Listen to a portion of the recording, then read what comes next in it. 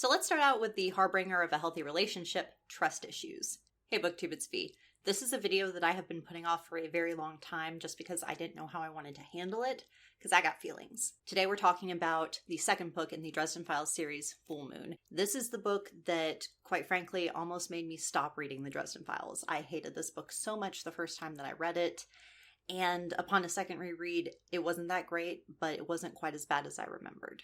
I want to take a quick moment to sort of give a spoiler-free reason for why you should keep going, even though I think that this book is probably the worst in the entire series. And then I want to discuss the Dresden Files so far, so just the stuff that happened in the first and the second book, and then I'm going to tie them all together into stuff that's spoilerific for the entire series.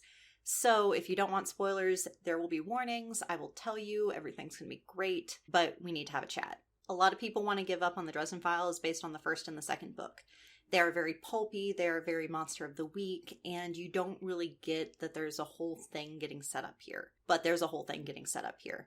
If you stay with the series, then a lot of the stuff that happens in the first and second book that seem kind of to be throwaway items become very important later on. They set things up.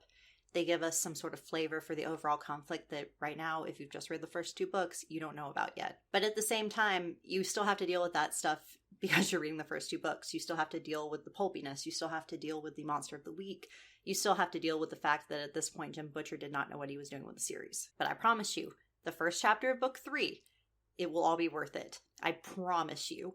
If you feel like I broke your promise, leave me a nasty comment down below and we'll deal with it then. But now I'd really like to get into spoilers for things that happen in this book, so if you haven't read it, go read that book and we'll talk about it later. You can come back and watch the rest of this video, or at least the second part of this video. Come back and watch the rest of this video when you've read the entire series, because we'll have a good time then. So let's start out with the harbinger of a healthy relationship, trust issues.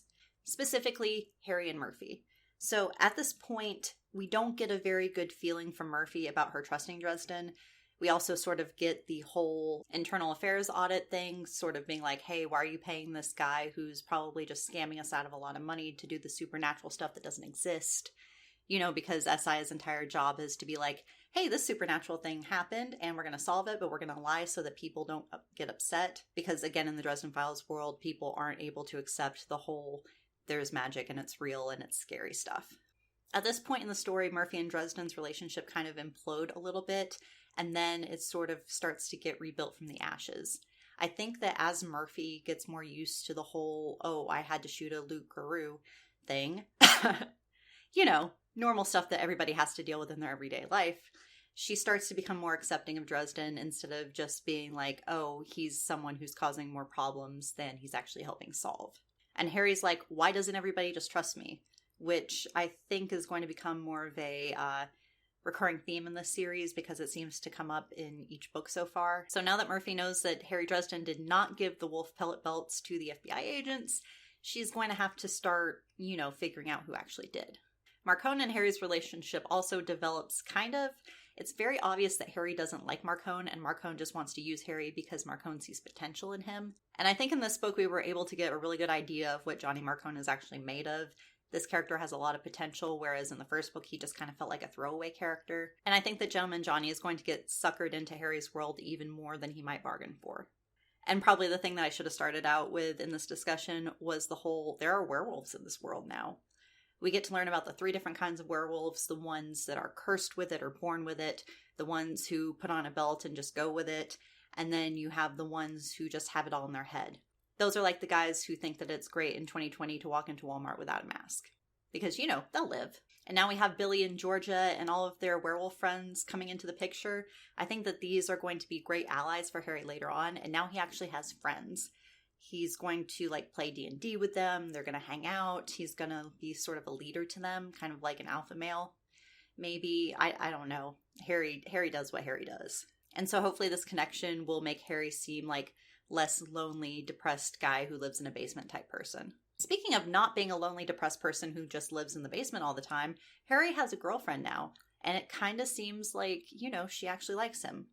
Susan's a character that I don't particularly enjoy. I think that she sort of got with Dresden at first to get a story, and then things just like evolved from there, which is totally cool.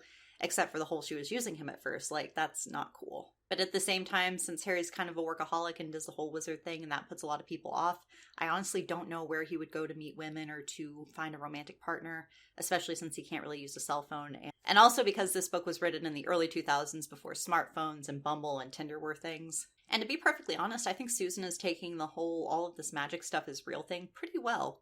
She seemed to get a crash course in it in the first book, and she didn't run away screaming. And I don't know, maybe she just came into her job reporting on all the supernatural stuff and just accepted it, and then she saw it was real and got scared, but then she's like, oh, I have Harry, everything's okay. We'll see how that works out for her. Okay, so now's the point where I'm going to stop talking about things that just happened in the first 2 books, and we're going to get into series-wide spoilers, speculation, and fan theory related stuff. If any of this is super interesting to you and you want me to do a full-length video on it, you need to leave me a comment down below. I've already done a video on Chauncy and what I think he will contribute to later on in the series, so you can go check that out. I'll leave a link in the description below. But yeah, if you don't want spoilers for the rest of the series, now's a good time to click away. So, the demon Chauncy knows 3 out of 4 of Harry's names, and I think that's going to cause him problems later on. Maybe Harry will have to trade his last name for some sort of information.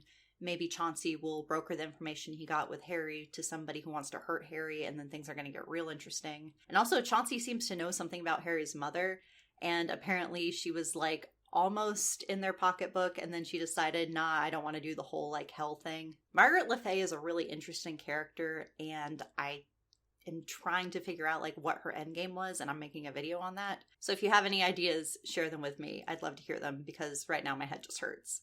Before we move on, one little tidbit from that conversation was a quote, her coming was awaited with great anticipation, but the Dark Prince lost her in the end. So I think that Harry's mom was probably super powerful, and that there was a lot of stuff going on in the background that we might not figure out until we get to 12 months or Mirror Mirror. Another person that happened in this book that we just haven't seen come back is Tera West, and I think that she's going to come back in the big apocalyptic trilogy because, she seems important. Jim Butcher literally confirmed that she was going to come back for the big apocalyptic trilogy. But for right now, she could be anywhere. She could be training new alphas. She could be doing something in the magical world that Harry just doesn't know about. One of the problems with this book is that we just get Harry's perspective, so we don't learn a lot of stuff until he does. And then there was her whole relationship with McFinn, and now that he is no longer with us in the story, his bloodline is supposed to continue until the end of the world, so she was probably pregnant. If you go back to Ghost Story, there's this one character named Fitz who's a kid. And he looks a lot like Tera, but he has red hair, which kind of makes me think that he might be the son of McFinn and Tera West. And if you remember, Fitz was able to sense Ghost Harry. And if you also remember, dogs are supposed to be able to sense ghosts. So there might be a whole werewolf thing deep down that he might not know about, or he does know about, but he keeps really on the down low and probably wouldn't have told Harry about because, that book was just weird. But I really don't think Fitz in that book is going to be a throwaway character that we only see for one book. I think that he might also come back, and this was a good way to set up his whole existence. Because at this point the ages sort of match up, and yeah, I think there's something there. So that is my discussion on Full Moon, which is my least favorite book in the series, but apparently it set up a lot of really important things. If you like what I do, please hit the subscribe button and join the Cath Nation. We'd love to have you. I'm going to try to complete more of the series where I go back and reread each of the Dresden Files books and give a perspective from somebody who's just reading the books for the first time and then tying everything back into the entire series. So if you're into that, definitely subscribe so that way you know when I post the next episode. Like, share, subscribe on all your social media, and if you think that I suck at this, leave me a comment down below and I'll try to suck better next time. Bye!